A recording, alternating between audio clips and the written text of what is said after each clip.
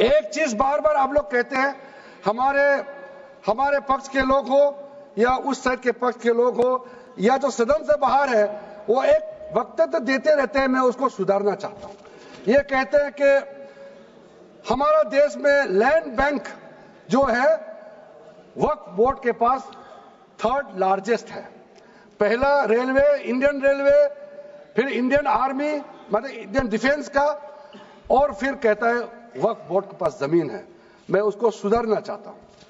Sir, आप भी तो ट्रेन में चलते हैं, हम लोग भी ट्रेन में चलते हैं।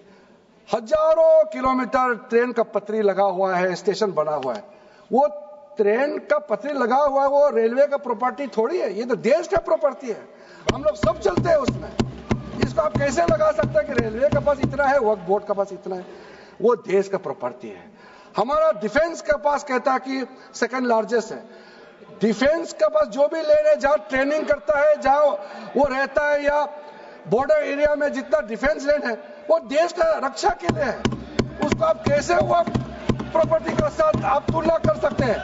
वक्फ प्रॉपर्टी प्राइवेट प्रॉपर्टी होता है सर। तो इसलिए दुनिया में सबसे ज्यादा वक्फ प्रॉपर्टी हिंदुस्तान में है।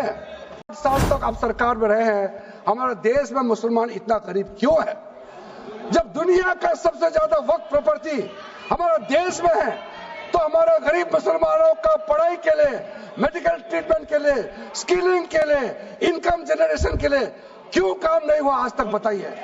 ये दुनिया का सबसे बड़ा वक्फ प्रॉपर्टी अगर हिंदुस्तान में है, तो उस प्रॉपर्टी से गरीबों का उत्थान के लिए, लोगों का भला के लिए अगर ये सरकार नरेंद्र मोदी जी के नेतृत्व में गरीब मुसलमानों के लिए काम कर रहा है, तो इसमें आपत्ति क्यों होना चाहिए? आप लोग बताइए।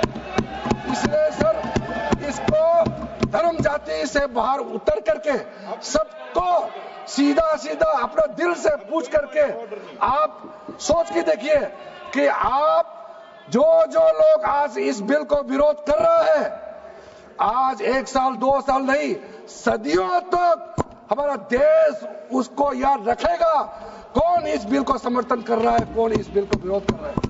आज चंद वोट के लिए, सत्ता के लिए हमारे मुसलमानों को आपने 70 साल से ज्यादा वोट बैंक बना करके गुमराह किया है। कितना और गुमराह करना चाहते हैं? अब हमारा देश में वोट बैंक का राजनीति नहीं चलेगा। इसलिए मैं कहना चाहता हूं, जब हमारा देश में इतना वक्फ प्रॉपर्टी है, तो इसको हम बेकार में पड़ा रहने नहीं दिया जा सकता है। गरीब मुसलमानों के लिए, आम मुसलमानों के लिए इस्तेमाल करना ही पड़ेगा। उसके लिए आज के ये वक्फ संशोधन बिल जरूरत है। अध्यक्ष महोदय जी।